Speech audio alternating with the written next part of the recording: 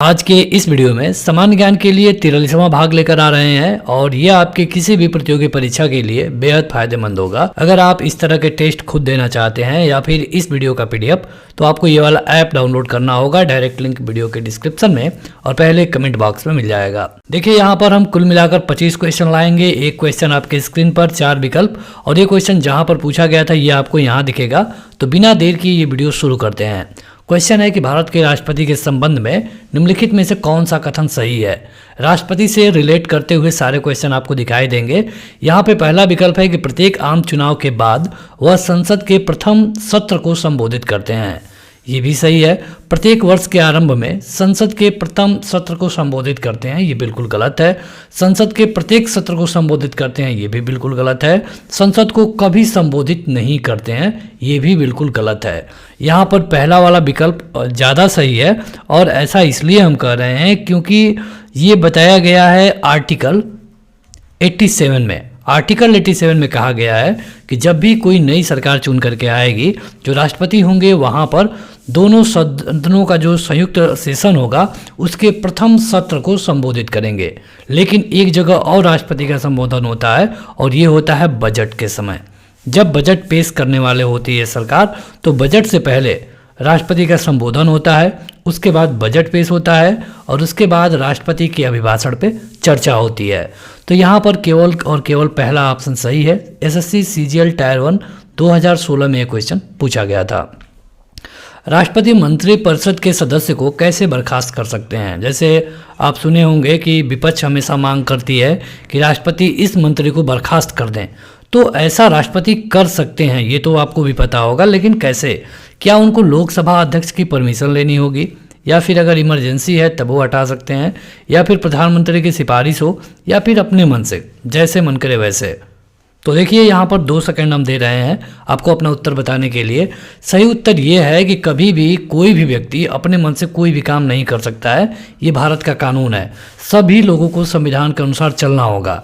यहाँ पर अगर आप देखेंगे तो राष्ट्रपति किसी भी व्यक्ति को मंत्री क्यों बना देंगे?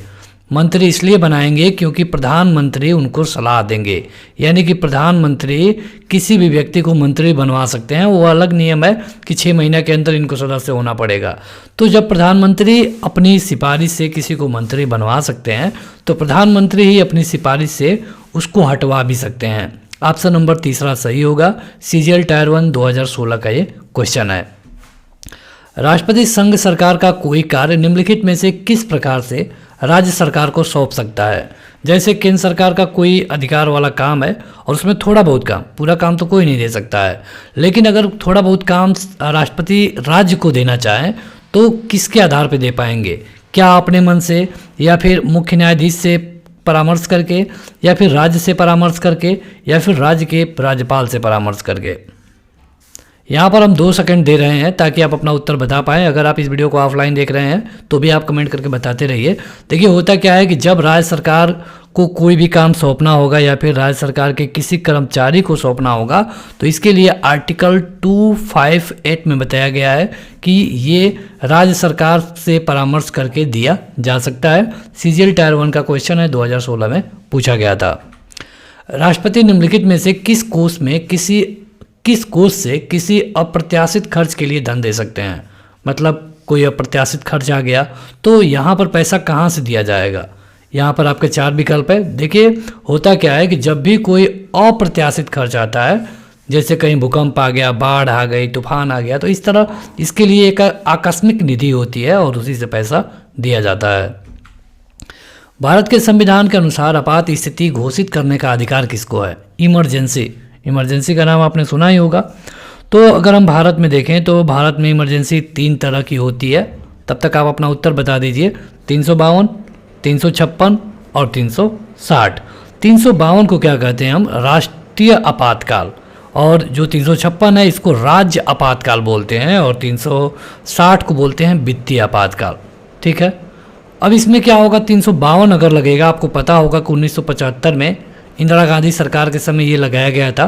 तो इसका मतलब ये होता है कि आपके मौलिक अधिकार में से कई सारे अधिकार और आपके बाकी अधिकार को ख़त्म कर दिया जाता है।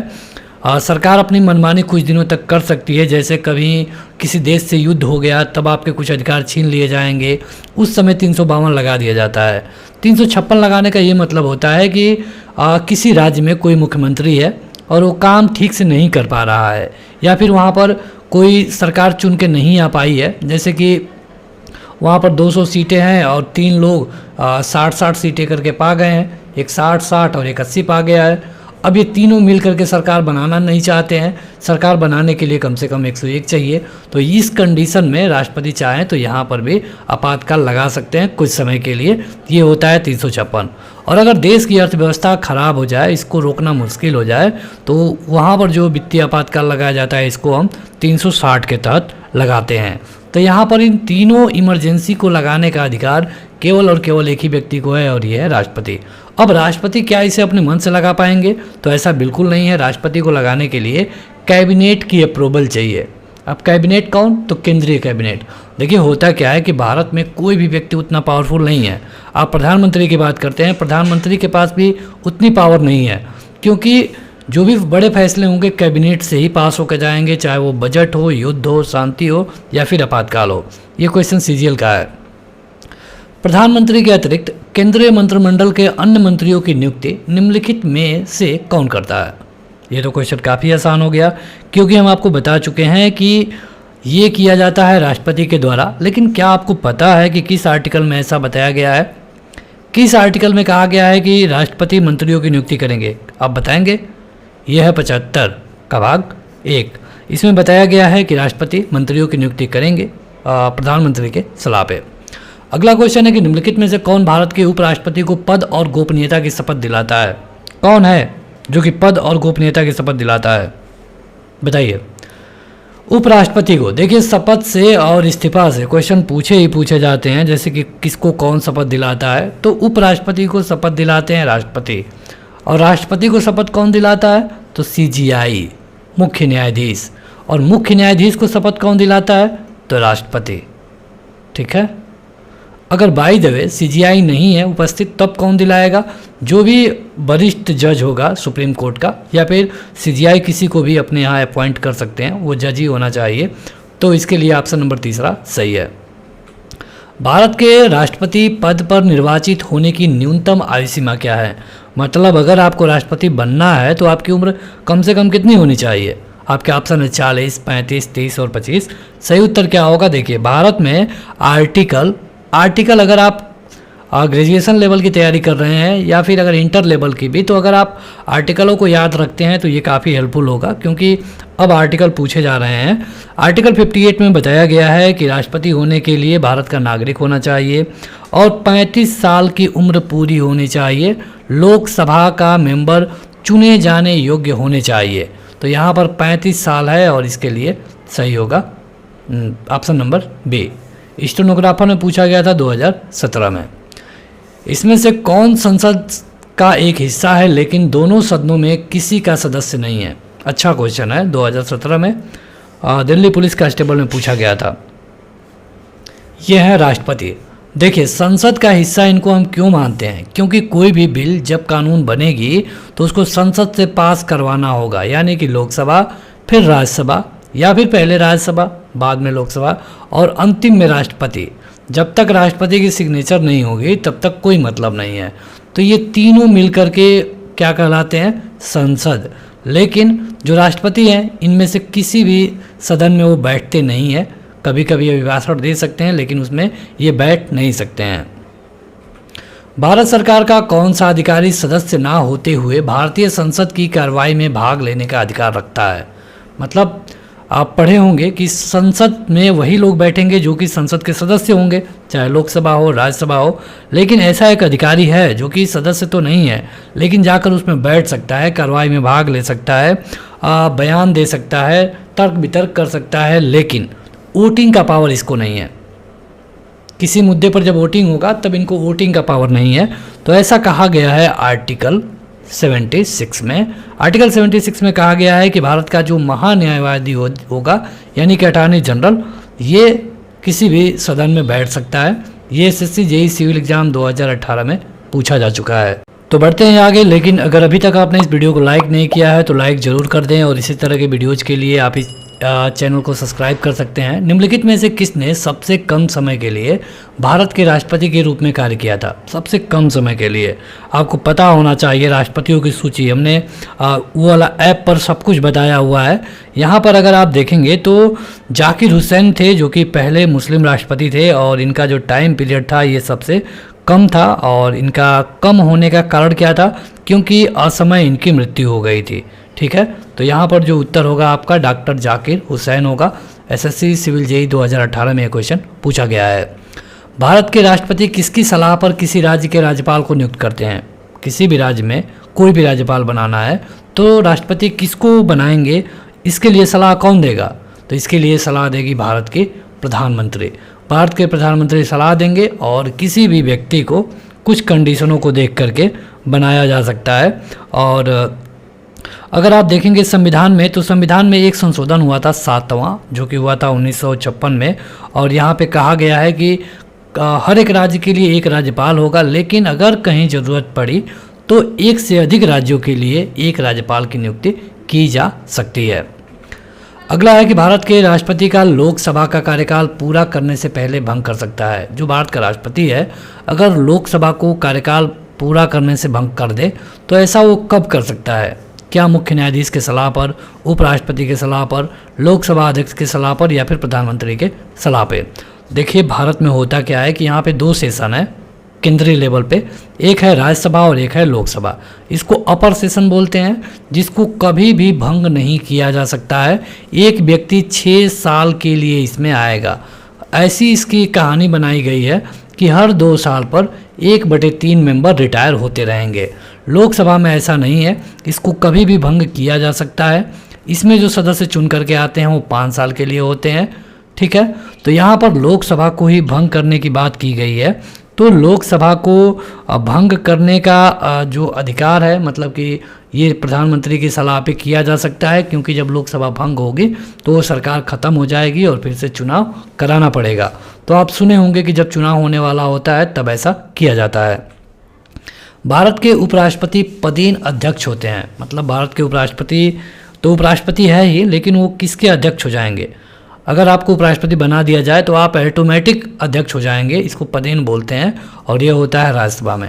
देखिए लोकसभा में क्या होता है, 552, 550 जितने भी मेंबर चुन करके आएंगे, इनमें वोटिंग होती है और इनमें 2 लोग 3 लोग जितने भी लोग रहेंगे प्रत्याशी, इसमें से जो सबसे ज़्यादा मत पाएगा वो लोकसभा का अध्यक्ष बन जाएगा। ठीक है, फिर दोबारा वोटिंग होगी, जो इससे थोड़ा कम वोट पाएगा या फिर दोबारा वोटिंग में जो सबसे ज़्यादा पाएगा ये उपाध्यक्ष बन जाएगा। ठीक है, दोबारा ये एक ही बार का वोटिंग नहीं होता है, दोबारा वोटिंग होनी चाहिए। राज्यसभा में ऐसा बिल्कुल नहीं होता है। राज्यसभा में जो अध्यक्ष होंगे ये हमेशा और हमेशा उपराष्ट्रपति होंगे। ठीक है, उपराष्ट्रपति इसके अध्यक्ष बनेंगे। उपाध्यक्ष एक नियुक्त किया जाता है और उसका भी चुनाव होता है राज्यसभा में भी। ये क्वेश्चन दिल्ली पुलिस एसआई परीक्षा 2017 में पूछा गया था। निम्नलिखित में से कौन भारत में वित्तीय आपातकाल घोषित कर सकता है? वित्तीय आपातकाल मतलब कि 360। और अगर आप इस वीडियो को स्टार्टिंग से देख रहे हैं तो आप इस क्वेश्चन का उत्तर बताने में थोड़ा भी टाइम नहीं लेंगे, क्योंकि इसके लिए सही उत्तर होगा राष्ट्रपति। वित्तीय आपातकाल हो या फिर किसी तरह का आपातकाल हो, ये घोषित करने का अधिकार केवल और केवल किसको है? राष्ट्रपति को है। निम्नलिखित में से कौन भारत में राष्ट्रीय आपातकाल की घोषणा करता है? देखिए एक ही क्वेश्चन कई परीक्षाओं में कई तरीके से पूछे गए हैं, इसलिए ये आ रहे हैं 352, 356 या फिर 360। इन तीनों को घोषित करने का अधिकार केवल और केवल किसको है? राष्ट्रपति को है। हालांकि ये घोषित तो हो जाएंगे, लेकिन इसको सुप्रीम कोर्ट में या फिर हाई कोर्ट में चुनौती दी जा सकती है। अगला है कि लोकसभा में राष्ट्रपति के द्वारा कितने सदस्य मनोनीत किए जाते हैं? ये भी क्वेश्चन अच्छा है, बताइए। देखिए अगर हम देखें मनोनीत करने के बारे में, तो मनोनीत करने में लोकसभा में 2 सदस्यों को मनोनीत किया जा सकता है, और वो भी क्यों और कब? जैसे आपको पता होगा कि जब 1950 में अंग्रेज यहाँ से पूरी तरह से चले गए, वैसे तो 1947 में ही चले गए थे, लेकिन बाकी लोग 1950 तक पूरी तरह से चले गए, फिर भी यहाँ पर कुछ अंग्रेज रह गए। तो उन लोगों को प्रतिनिधित्व देने के लिए कुछ लोगों को नियुक्त किया जाता है। लोकसभा में इनकी संख्या है 2 और राष्ट्रपति इनको मनोनीत कर सकते हैं अगर राष्ट्रपति को लगे तो। यहीं पर अगर राष्ट्रपति से राज्यसभा के बारे में पूछा जाए तो राष्ट्रपति राज्यसभा में 12 लोगों को मनोनीत कर सकते हैं। अगला है कि निम्नलिखित में से कौन भारत में वित्तीय आपातकाल की घोषणा करता है। फिर वही क्वेश्चन रिपीट हुआ है, दूसरी परीक्षा में पूछा गया था इसलिए हमने पूछ लिया। वित्तीय आपातकाल कितने समय के लिए लागू किया जा सकता है, बताइए। ये क्वेश्चन थोड़ा सा अलग है। वित्तीय आपातकाल मतलब कि आर्टिकल 360 के बारे में पूछा गया है कि आर्टिकल 360 को कितने समय तक के लिए लगाया जा सकता है। तो इसके लिए सही उत्तर है कि जब इसको लगाया जाएगा, मतलब देश की अर्थव्यवस्था की स्थिति सही नहीं होगी तब इसको लगाया जाएगा, और इसको लागू करने की कोई अधिकतम अवधि नहीं है। इसको कितना भी समय के लिए लगाया जा सकता है, लेकिन पहली बार आप 6 महीने के लिए लगाएंगे, बाद में इसको आप संसद से इसका अप्रूवल लेकर के इसको आगे बढ़ा सकते हैं। निम्नलिखित में से कौन राष्ट्रपति के चुनाव में हिस्सा नहीं लेते हैं। राष्ट्रपति का चुनाव होता है, इसको एक निर्वाचक मंडल के द्वारा चुना जाता है। जो भी विधायक होते हैं वो इसमें भाग लेते हैं, लेकिन विधानसभा में 2 तरह के लोग होते हैं, एक होते हैं निर्वाचित और एक होते हैं मनोनीत। तो जो ये मनोनीत लोग होते हैं ये लोग चुनाव में हिस्सा नहीं ले पाएंगे, जो निर्वाचित लोग होंगे ये हिस्सा लेंगे, यानी कि ऑप्शन नंबर 14 सही होगा। अगला है कि निम्नलिखित में से कौन एक राजनैतिक कार्यपालिका का हिस्सा नहीं है। राजनैतिक कार्यपालिका का हिस्सा कहा गया है, यहाँ पर है वित्त मंत्री, रक्षा मंत्री, विदेश मंत्री। तो देखिए जो भी मंत्री बनते हैं ये कहीं ना कहीं सांसद होते हैं, ठीक है। तो जो सांसद होगा जाहिर सी बात है ये चुन कर आया होगा, या फिर अगर ये सांसद होगा तो ये किसी न किसी पार्टी का होगा। जब पार्टी है तो राजनीति तो होगी ही होगी। लेकिन जो रक्षा मंत्री का सचिव होता है या फिर कोई भी किसी भी विभाग का सचिव होता है वह राजनीतिक कार्यपालिका का हिस्सा नहीं होता है। निम्नलिखित में से कौन दोनों सदनों को आहूत करता है। आहूत का मतलब ये होता है कि दोनों को संबोधित कर सके। तो इस क्वेश्चन को हम देख चुके हैं और इसके लिए सही उत्तर होता है राष्ट्रपति। एमटीएस का यह क्वेश्चन है 2017 का। राष्ट्रपति अगर आपको चुनना है तो आपकी न्यूनतम उम्र सीमा क्या होगी। देखिए हमने उपराष्ट्रपति के लिए बताया था, अब राष्ट्रपति के लिए भी बता देते हैं।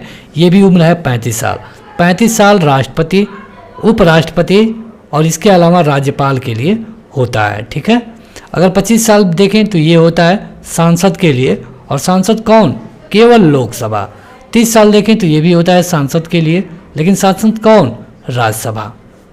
ये क्वेश्चन एमटीएस में पूछा गया था।